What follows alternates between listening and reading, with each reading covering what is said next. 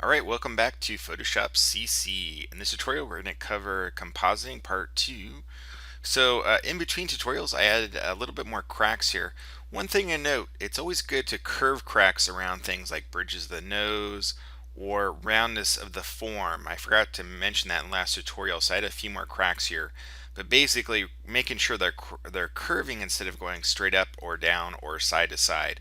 You don't want to flatten the image. So for example, if I drew a straight line across, you'll see how flat that looks, or straight down like this. Avoid straight lines when you're doing these.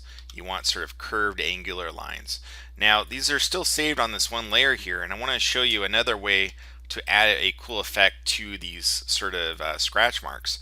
So if you double click on the layer, you can add what's called the layer style effect. So I'm going to bring this out to the side here, and you want to make sure you double click in the bluish gray part of the layer, not the name, because otherwise you'll rename the layer. So make sure you do that. And what you want to do is check the option of bevel emboss. And I don't want you to just simply check the box for bevel emboss, but I want you to actually click on the word. Notice what happens when I click on the word, all the options in the middle here change. So this gives me an update of what's going on here.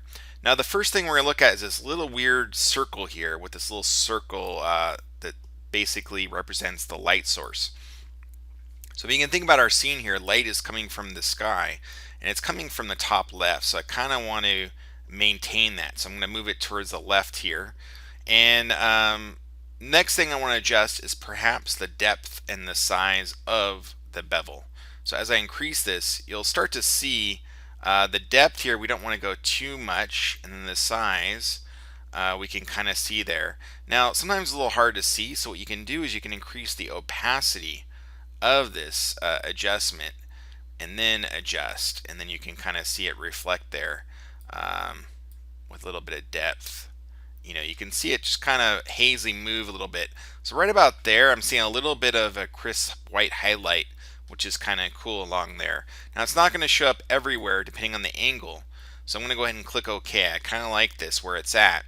Now watch what happens as I add more to this this crack here. I'm going to again hit the B for hotkey for brush, and I'm just going to hold Alt or Option so I can select this color here.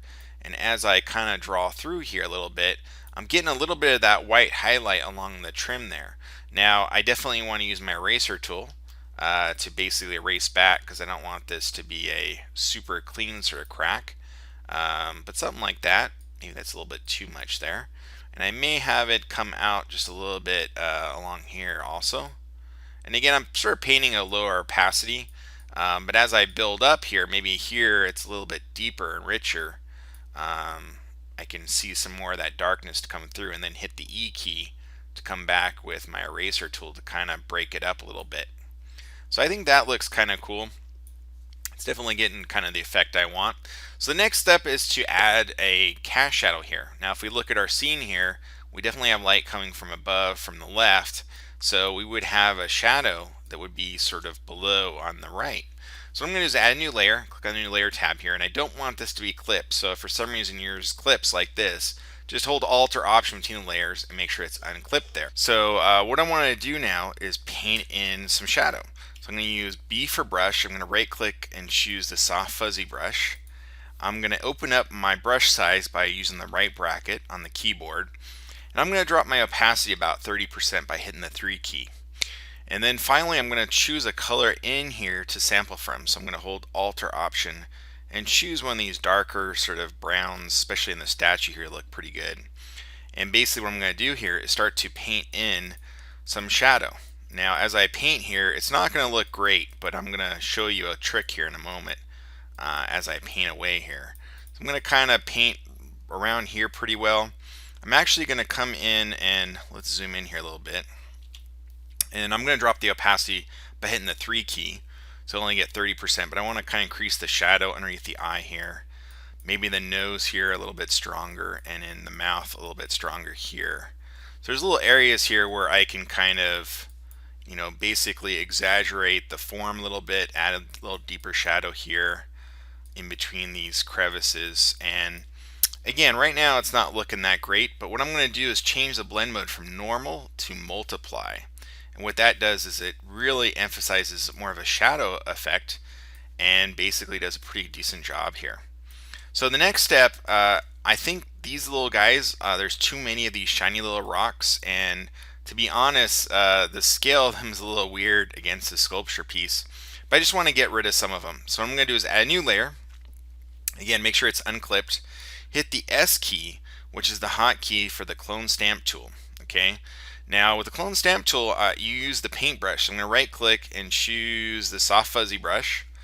But the main thing to change here is the option up here at the top where it says current layer. You want to set this to all layers, and what that'll do is it'll sample from all layers around here. Now I'm going to hold Alt or Option and click and select an area and then paint away.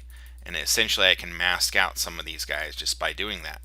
Now another way to do this is to actually use the healing brush, which actually does a pretty decent job. So I am going to show you how to do that too. So, but unfortunately it is destructive, so it's going to basically destroy your photo here. So what I'm going to do is right click and duplicate the layer, click OK, which is the background photo, just so I have the original. I'm going to turn that off, and I'm going to switch to this spot healing brush. And the way it works, you simply paint over the areas you don't want, like this little rock here, and it actually does a pretty decent job of getting rid of these little areas.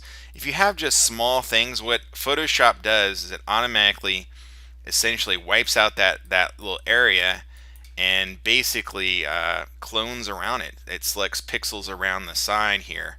So I can get rid of a lot of these pretty quick and easy just by going through and choosing some of these to get rid of. Now there's a deeper shadow there that I wasn't that crazy about.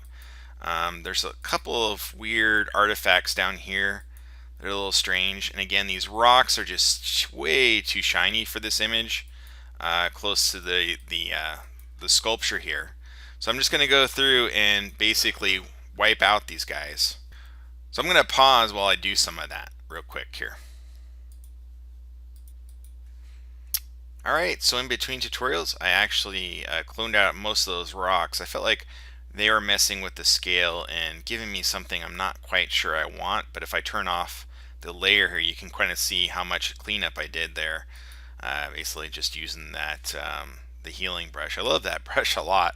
I mean, it does sometimes leave little streaks and you can clone out those areas, but the sand has sort of a streaky quality anyway, so I think it kind of works for this image the way it is here.